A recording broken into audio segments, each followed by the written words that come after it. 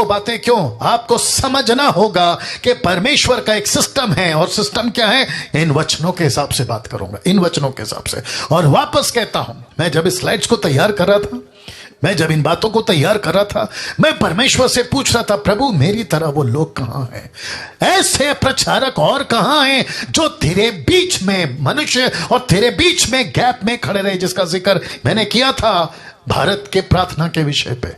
वो लोग कहां हैं? और ऐसी बातें डैनियल राज के अलावा क्या और भी कोई कर रहा है? अगर कर रहा है उसको सैल्यूट है, लेकिन मैं देखना चाहता नहीं तो बकवास वाले बहुत सारे प्रचारक हैं आज दुनिया में जो बहुत सारी बातें कह रहे हैं और एक तरफा का सच बता रहे, दूसरा तरफा का नहीं। लेकिन आज आपके बीच में ये दो बातें क्यों? एक लिखा है डरो, दूसरा कहता है मत डरो। आपके बीच में रखने जा रहा हूं। सबसे पहला सिस्टम क्या है पास्टर डैनियल? उत्पत्ति की किताब उसका 2:17 कहता है, पर भले बुरे का ज्ञान का वृक्ष का फल तू कभी ना खाना, क्योंकि जिस दिन तू उसका फल खाएगा उसी दिन अवश्य मर जाएगा। और उसी का 3:3 कहता है उत्पत्ति, जेनेसिस 3:3, जेनेसिस 2:17 कहता है 3:3 में, पर जो वृक्ष वाटिका के बीच में उसके फल के विषय में परमेश्वर ने कहा है कि ना तो तुम उसका फल खाना, ना तो उसको खाना, ना तो उसको छूना, नहीं तो मर जाओगे। ये सिस्टम है परमेश्वर का। ये परमेश्वर ने तय करा है। हिंदू, मुस्लिम, सिख, ईसाई, बुद्धिस्ट, पारसी, आदिवासी, जैन, हिंदू, आप जिस किसी भी धर्म, कौम, जाति से आते हैं, ऊपर बैठा सृष्टिकर्ता परमेश्वर, जिसको कहते हैं एलोहिम, पिता, पुत्र, पवित्र आत्मा, जिसको कहते हैं यहोवा, जिसने परमेश्वर ने पृथ्वी को रचा, एदोनाई, परमेश्वर द ऑलमाइटी गॉड, कुरान उसको अल्लाह कहती है। और इनकी जो भगवत गीता, रामायण या फिर ऋग्वेद या जितने भी पवित्र पुस्तक और बाइबल, जिसको कहती है एक परमेश्वर ऊपर वाला, उस सृष्टिकर्ता ने इस पृथ्वी पे एक सिस्टम रखा है कि जिस दिन तुम आज्ञा तोड़ोगे मर जाओगे, जिस दिन तुम पाप करोगे मर जाओगे, जिस दिन तुम मेरे खिलाफ जाओगे मर जाओगे। और इसी सबब बेशक उसका 10:8 द बुक ऑफ एक्लेसियास्टिक चैप्टर 10:8 कहता है, जो बाड़ा तोड़े, बाड़ा का मतलब है सुरक्षा कवच, जिसको कहते हैं प्रोटेक्शन वॉल, जिसको कहते हैं जहां परमेश्वर ने रखा है यीशु का लहू का बाड़ा, आज की तारीख में परमेश्वर की व्यवस्था का बाड़ा तब की तारीख में। और वो हर इंसान जो यीशु को नहीं भी जानता है, लेकिन उसके अंदर, रोमियो की किताब पहला अध्याय लिखता है कि तुम्हारे अंदर परमेश्वर ने कॉन्शियस रखा है, जिसको कहते हैं जमीर, जिसको कहते हैं जमीर। गलत करोगे तो सजा मिलेगी, वो डर का जमीर। पाप करोगे तो तुमको मौत मिलेगी, वो डर का जमीर। तुम किसी के पैसे की लालच करोगे तो तुमको ऊपर वाला सजा देगा, उसका जमीर का डर। ऐसी बातों के साथ कहता है कि जो बाड़ा तोड़े, देखो क्या लिखा है, उसको सांप डसेगा, उसको सांप डसेगा, सर्प डसेगा। ऐसा कौन सा सर्प है जिसको प्रकाशित वाक्य 12:9 कहता है ये वही पुराना सांप है जिसको इबलीस कहते हैं, जिसको लूसीफर, इबलीस से लूसीफर आप समझ रहे होंगे, जिसको कहते हैं शैतान, सैटन। कहता है कि जिस दिन तुम बाड़ा तोड़ोगे तुमको सांप डसेगा। डसने का मतलब समझते हैं, तुम्हारी मौत हो जाएगी। यह है सिस्टम, यह है सिस्टम। अब इसको देखिए, मत्ती की किताब उसका 12:45। यीशु किसी से बात कर रहे थे इसी पृथ्वी पे, आज से 2000 साल पहले। बात करते करते कुछ शास्त्री फरीसी वहां आए, कुछ विषय पे चर्चा हुई और वो विषय बहुत गंभीर था। तब यीशु ने यह शब्द कहा, किसके लिए? पूरी दुनिया के लिए।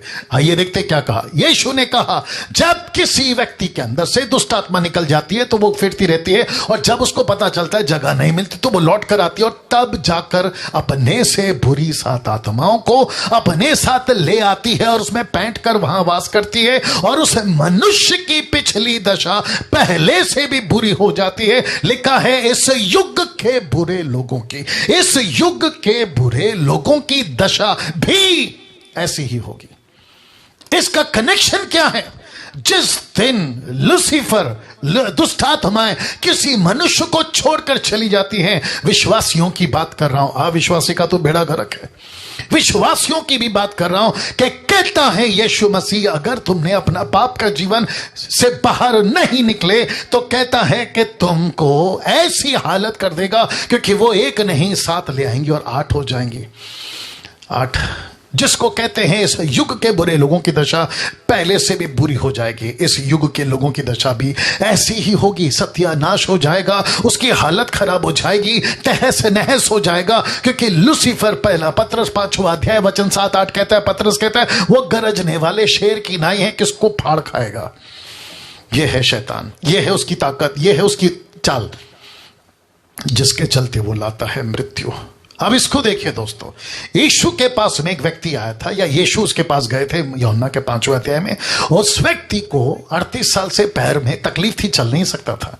यीशु ने उसको ठीक किया, लेकिन वचन 14 क्या कहता देखो, इन बातों के बाद वह यीशु को मंदिर में मिला, तब उसने उससे कहा, देख तू तो चंगा हो गया है, फिर से पाप मत करना।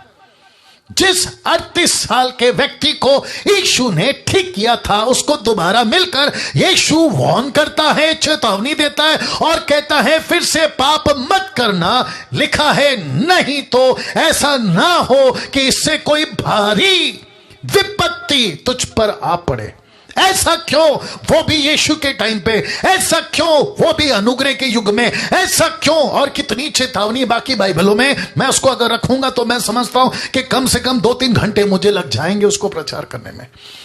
ये वार्निंग क्यों पास्टर डैनियल, ये बातें क्यों, ये चेतावनी क्यों? क्योंकि यीशु को पता था कि अगर ये पाप का जीवन से बाहर नहीं निकले तो मेरा एक सिस्टम है, वो सिस्टम के दायरे में ये लोग अगर बाहर चले गए तो इनको सांप डसेगा, तो वापस रख रहा हूं। लिखा है कि अगर फल खाएगा तो मर जाएगा। परमेश्वर ने ये सिस्टम बनाया था कि जिस दिन तुम आज्ञा को तोड़ोगे तुमको शैतान जो है मार देगा, भाड़ा तोड़ेगा, सर्प डसेगा। और लिखता है यहां पर कि परमेश्वर कहता है जब दुष्ट आत्मा वापस लौट कर आती है, इस युग की बुरी हालत हो जाती है, इस युग की बुरी हालत हो जाती है। और जिसके चलते इसको कहता है ऐसा ना हो कि इससे भी कोई भारी विपत्ति तुझ पर आ पड़े। ऐसा क्यों, ऐसा क्यों, ऐसा क्यों? वापस कहता हूं, मुझे किसी ने बीच में कहा था, मुंबई के कुछ और महाराष्ट्र के कुछ पास्टर्स मिलकर, उसमें से एक आधा ने कॉल किया था पिछले साल जब वायरस फैल रहा था, कोरोना वायरस 2020 में, जी हां पिछले साल। तो मैंने एक प्रचार किया था कि 4 कारणों से यह कोरोना वायरस परमेश्वर की ओर से। तो वो कुछ पास्टर्स लोग मिलकर कह रहे थे आपने ऐसा कैसा प्रचार कर दिया कि यह परमेश्वर की ओर से है। अब उन सबको मैं एक साथ अभी मिल नहीं रहे हैं, उनको पूछना चाहूंगा कि अगर शैतान की ओर से है तो तुम्हारी प्रार्थना ने इसको अभी तक रोक क्यों नहीं दिया? तुम सब ने मिलकर उपवास प्रार्थना कर और वो जो तुम्हारी भाषा है ना, जिब्रिश अन्य भाषा, उसमें कर के तुमने रोक क्यों नहीं दिया और ये रुक क्यों नहीं गया? हद होती है साहब। तो कहते हैं ये शैतान की ओर से, तो सिस्टम फिर ये कहां गया? तो यीशु कहता है पाप मत कर, नहीं तो इससे कोई भारी विपत्ति आ जाएगी। तो ये किसका सिस्टम है? ये किसका सिस्टम है? ये किसका सिस्टम है? ये किसका सिस्टम है? ये किसका सिस्टम है? क्या लूसीफर का सिस्टम है? वापस से कह दो, बीच में मैंने प्रचार किया था कि मृत्यु ये शैतान ने नहीं लाया, मृत्यु ये परमेश्वर ने सिस्टम रखा है। गलत करोगे सजा मिलेगी, गलत करोगे पाप में पड़ोगे तो पाप का परिणाम मैं रखूंगा भी। मृत्यु, और रोमियो की किताब 1 अध्याय 2 अध्याय लिखा है कि पाप की मजदूरी मौत है। पाप की मजदूरी मौत है। पाप को ताकत कौन देता है? मृत्यु को ताकत कौन देता है? माफ करें, पाप को ताकत कौन देता है? व्यवस्था। तो व्यवस्था ताकत देती है पाप को, पाप ताकत देता है मृत्यु को, और मृत्यु राज्य करती है। इसके बावजूद कि यीशु क्रूस पे मरा, कोई दो राय नहीं है, यीशु क्रूस पे मरा, ये सच है। लेकिन यीशु कहता है नहीं करना वापस पाप, नहीं तोड़ना बाड़ा, नहीं इजाजत देना दुष्टात्मा को, नहीं तो तुम्हारी हालत खराब हो जाएगी, और फिर से पाप नहीं करना, नहीं तो वापस कोई दूसरी विपत्ति आएगी।